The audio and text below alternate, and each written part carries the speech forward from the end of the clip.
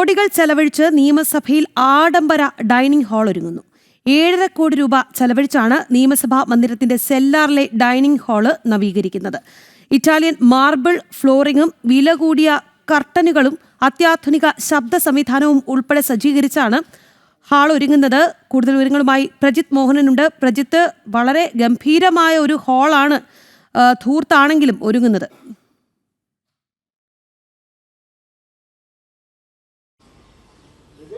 ഈ നിലമ്പൂർ ഉപതെരഞ്ഞെടുപ്പിലെ ജനവിധി സർക്കാരിൻ്റെ ധൂർത്ത മനോഭാവത്തിൽ ഒരു മാറ്റവും ഉണ്ടാക്കിയിട്ടില്ല എന്ന് തെളിയിക്കുന്നത് കൂടിയാണ് ഇപ്പോൾ ഈ നിയമസഭയിൽ ഒരുക്കുന്ന ഡൈനിങ് ഹാളിൻ്റെ അതിനുവേണ്ടി ചെലവഴിക്കുന്ന കോടികളുടെ കണക്ക്. 7,40,44,000 രൂപയാണ് സർക്കാർ ഈ ഡൈനിങ് ഹാളിൻ്റെ നവീകരണത്തിന് വേണ്ടി ഇപ്പോൾ ചെലവഴിക്കാൻ പോകുന്നത്.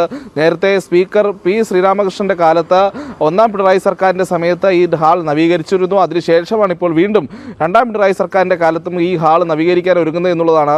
ഇതിലേറ്റവും ശ്രദ്ധേയം എന്ന് പറയുന്നത് ഒരു ലോകോത്തര ഹോട്ടലുകളുടെ ഒക്കെ കൂട്ട്, 5 സ്റ്റാർ ഹോട്ടലുകളുടെയൊക്കെ കൂട്ട് അത്യാഡംബര സൗകര്യങ്ങളോടുകൂടിയാണ് ഈ പുതിയ ഹോള് അല്ലെങ്കിൽ നിലവിലുള്ള ഹോള് നവീകരിച്ചെടുക്കുന്നത് എന്നുള്ളത്. അതിൻ്റെ ഫ്ലോറിങ്ങിനാണ് ഏറ്റവും അധികം പണം ചെലവഴിക്കുന്നത് എന്നുള്ളതാണ്. ഇനി അതിൻ്റെ കണക്കുകളിലേക്ക് നമുക്ക് പോകാം. 2,08,00,000 രൂപയ്ക്കാണ് അതിൻ്റെ ഫ്ലോറിങ് നടത്തുന്നത്. അതും ഇറ്റാലിയൻ മാർബിളാണ് ഉപയോഗിക്കുന്നത്. ഇറ്റാലിയൻ മാർബിളിൻ്റെ വിലയായി മാത്രം 1,41,00,000 രൂപ കണക്ക് കൂട്ടുന്നു. പാനലിങ്ങും ഗ്ലാസ് പാർട്ടീഷനുകൾക്കുമായി 1,17,00,000 രൂപ.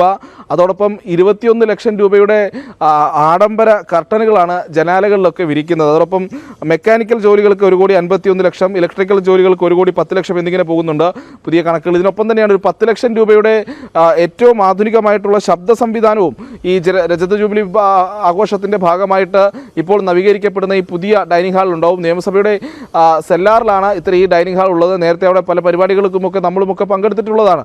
പക്ഷേ 7.5 കോടി രൂപയ്ക്ക് ഒരു നവീകരണം, ഇത്രയും സാമ്പത്തിക പ്രതിസന്ധി സംസ്ഥാന സർക്കാർ അനുഭവിക്കുന്ന സമയത്ത് ആശാവർക്കർമാർ പോലെയുള്ളവർക്ക് പണം നൽകാനില്ല എന്ന് പറയുമ്പോൾ, ഒപ്പം ക്ഷേമ പെൻഷനുകളും മറ്റുമൊക്കെ മുടങ്ങിക്കിടക്കുന്ന സമയത്താണ് ഇത്രയധികം പണം ചെലവഴിക്കുന്നത് എന്നുള്ളതാണ് ഏറ്റവും ശ്രദ്ധേയമായിട്ടുള്ള ഒരു കാര്യം എന്നുള്ളത്. 7.5 കോടി രൂപ എന്ന് പറയുന്ന ഒരു ചെറിയ സംഖ്യയല്ല. അതിൽ തന്നെ ഈ ആഡംബര സംവിധാനങ്ങളടക്കമുള്ളത് ചേർത്താണ് ഇത്തരത്തിൽ ഈ ഡൈനിങ് ഹാളിൻ്റെ നവീകരണം ഉണ്ടാകുന്നത് എന്നുള്ളതാണ് ഇതിലേറ്റവും ശ്രദ്ധേയമായ കാര്യം.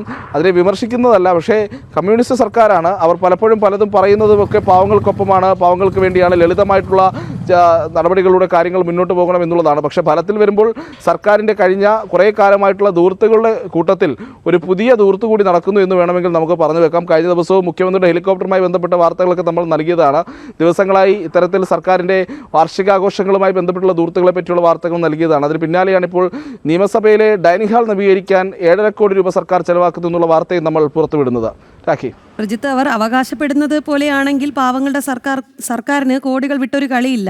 കാരണം ഇലക്ട്രീഷ്യൻ പണിക്കും കോടികൾ, ഫ്ലോറിങ്ങിനും കോടികൾ, അങ്ങനെ കോടിക്കണക്കുകളുടെ ഒരു കൂമ്പാരമാണ്. എന്തായാലും കോടികൾ ചെലവഴിച്ച് നിയമസഭയിൽ ആഡംബര ഡൈനിങ് ഹാൾ ഒരുങ്ങുന്നു എന്ന ധൂർത്തിന്റെ വാർത്തയാണ് ഏറ്റവും ഒടുവിലായി പുറത്തു വരുന്നത്. 7.5 കോടി രൂപ ചെലവഴിച്ചിട്ടാണ് നിയമസഭാ മന്ദിരത്തിന്റെ സെല്ലാറിലെ ഡൈനിങ് ഹാൾ നവീകരിക്കുന്നത്. ഇറ്റാലിയൻ മാർബിൾ ഫ്ലോറിംഗ് ആണ്, വില കൂടിയ കർട്ടനുകളും അത്യാധുനിക ശബ്ദ സംവിധാനവും ഉൾപ്പെടെ സജ്ജീകരിച്ചിട്ടാണ് ഹാൾ ഒരുങ്ങുന്നത്. വിശദമായി തന്നെ വാർത്ത റിപ്പോർട്ട് ചെയ്തത് പ്രജിത്ത് മോഹനനാണ്.